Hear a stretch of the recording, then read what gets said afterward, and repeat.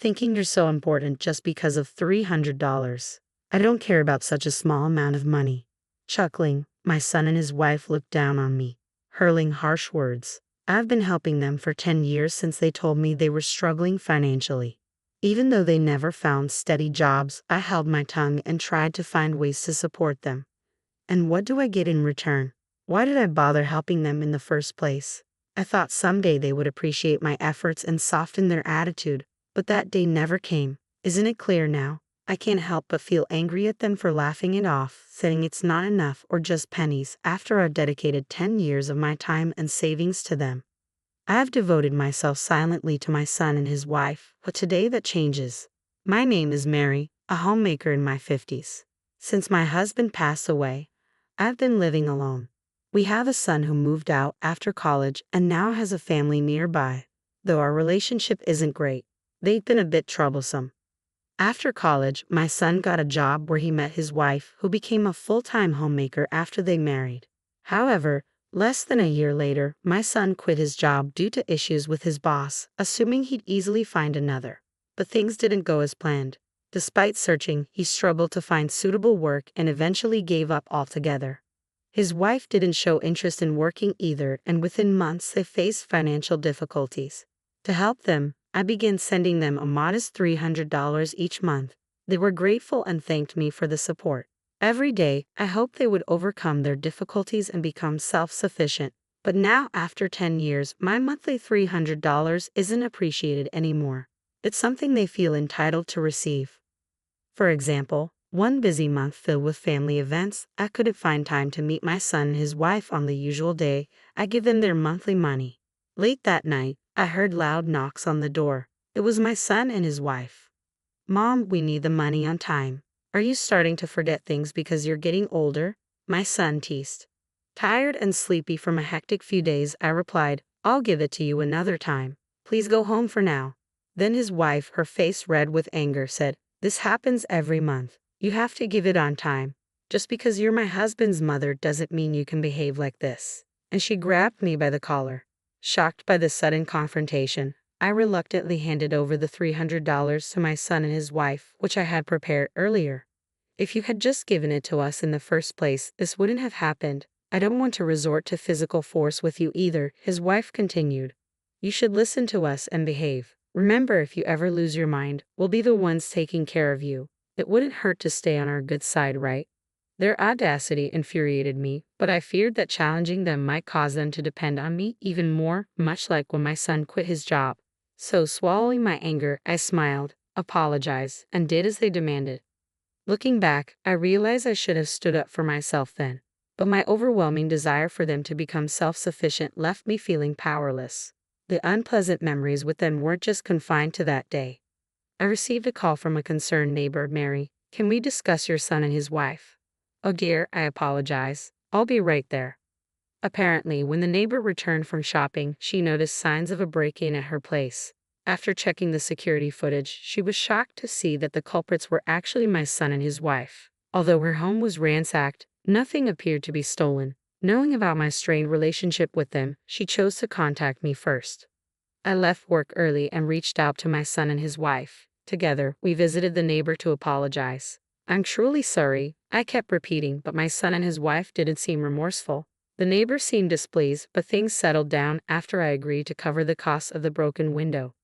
However, on the way back home, they said something shocking. "Why are older people so uptight? We just needed to borrow a few things," they remarked. I was so taken aback that all I could manage was, "Like what?" They continued, not even looking at me.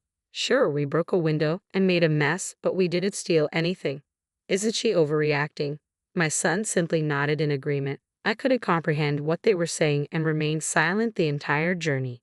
Watching everything unfold, I should have found the courage to speak up to them instead of being afraid. My silence only showed my weakness. After that incident, I noticed their behavior becoming more aggressive. Thankfully, aside from the neighbor incident, they didn't cause major problems. So I continued to help them, hoping they would become self-sufficient one day. Whenever they asked for something, I bought it if I could afford it. My son wanted gadgets to socialize, while his wife desired luxury items to feel on par with others. Their demands kept growing, and they increasingly relied on me for everything. Even on my days off, they'd call me over for household chores. I worked tirelessly. They wanted more than just money. They lacked the means and motivation to earn for themselves. Thus, I felt obligated to support them.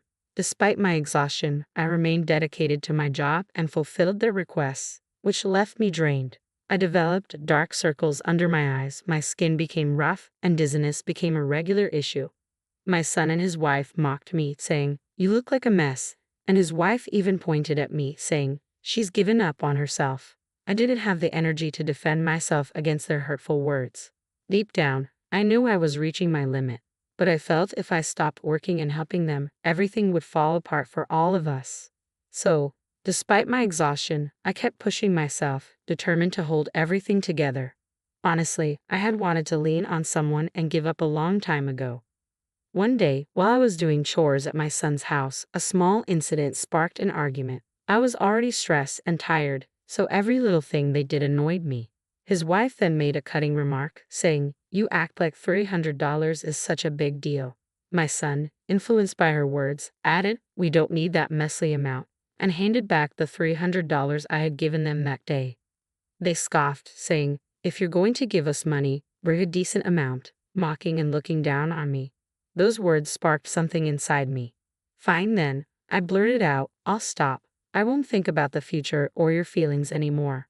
They both looked puzzled as I began packing my things to leave, but soon they burst out laughing. "Come on, Mom, quit playing around. If we left you, you'd be all alone. You wouldn't have the courage to live without your precious son and his wife," my son mocked. "Mary, since when did you become such a joker? That wasn't funny at all. You had me worry for a moment there," his wife chimed in. They thought I was just venting frustration and not serious about ending the financial support. They continued to mock me. "If you've got the courage, go ahead and leave," they challenged. "But if you do, we'll cut ties with you. Think you can handle being all alone? You'll regret those words soon enough. Your stubborn mom could never do something like that, right?" I felt completely cornered by their words, yet they continued to treat me poorly. I started questioning what I was gaining from supporting them. Buying them things they wanted, doing their chores. Wasn't I just being used and taken advantage of? It felt like they were exploiting my kindness, treating me like a servant even when I was at my breaking point. They might be family by blood, but their behavior made it hard to see them that way. "I'm serious. Remember that you asked for this," I asserted, but they just laughed it off, treating my words like a joke. "Go ahead and try, but you'll regret it soon. I can already see it." My son's words ignited a fierce determination within me. "I'm not going to take this lying down. I'll make them realize how much they've underestimated me and how wrong it is to treat me this way." As I packed up to leave their house, all I could think about was how I would stand up for myself. First things first, I cut off all the support I had been providing to my son and his wife, just as I had promised. No more money, no more financial aid, and no more helping out around their house. Nothing. From my perspective, I had always lived for the sake of my son and his wife, prioritizing their needs over my own. Taking action without considering them was new to me. Now, I could take a break without worrying about them. I could spend my money on myself and do chores just for my own satisfaction. Experiencing this newfound freedom was truly wonderful. My son and his wife believed I would never cut ties with them and live independently. But in reality, the independence I had yearned for over a decade was exactly what I achieved. Moreover, I decided to exert more pressure on them. I had leased the apartment they lived in after they were evicted from their previous place due to financial difficulties. Naturally, I was also the one paying the rent. Since I had decided to stop supporting them entirely, it didn't make sense to continue paying their rent. Therefore, I contacted the real estate manager and terminated the lease. The manager, who understood our situation, cooperated with me.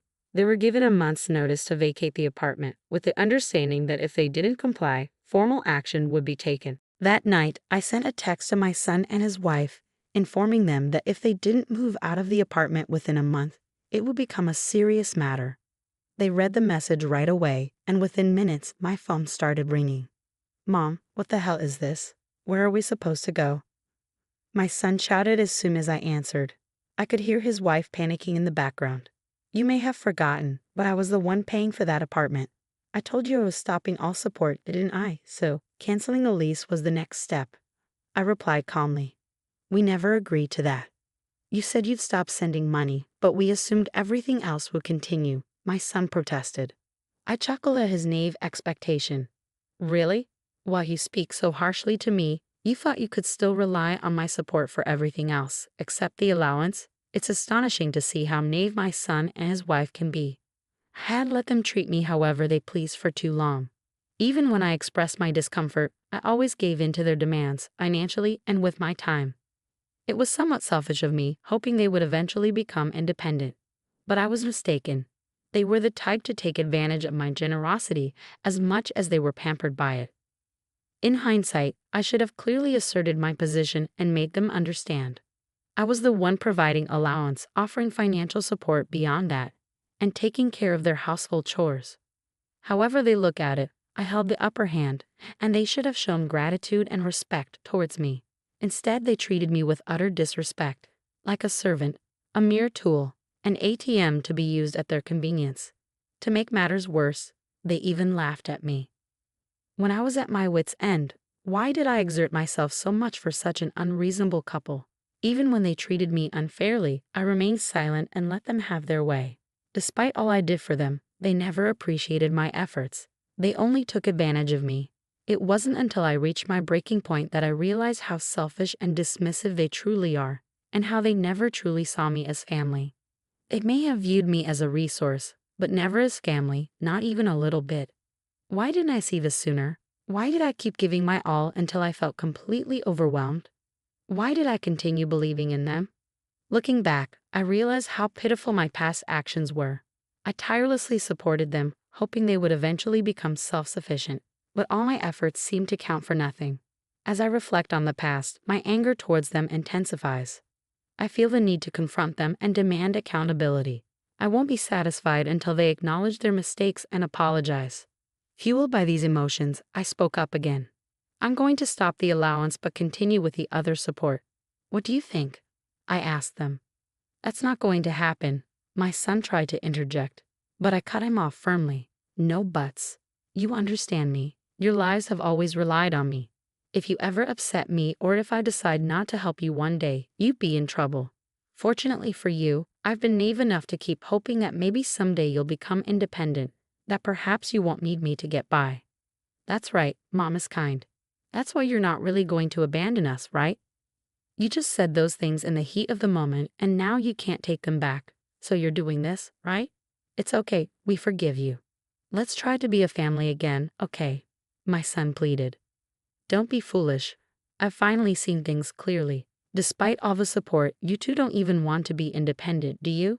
You just want to keep living comfortably on my dime, don't you? I retorted firmly. Trying to explain himself, my son backpedaled. That's not it. We did want to be independent, but we couldn't. We haven't even been looking for jobs. My wife feels the same. We tried in our own way, but it's been impossible. Almost laughing at his response, I couldn't believe their audacity to claim they had tried their best in their own way. I had been observing my son and his wife closely for years.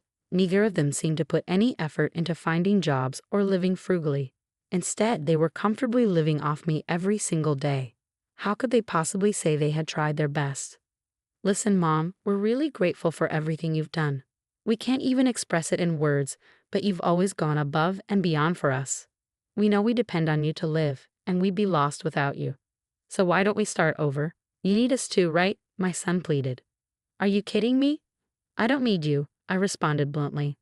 On one hand, there's a guy who's still stuck on some trouble from 10 years ago, never holding down a steady job and just being lazy.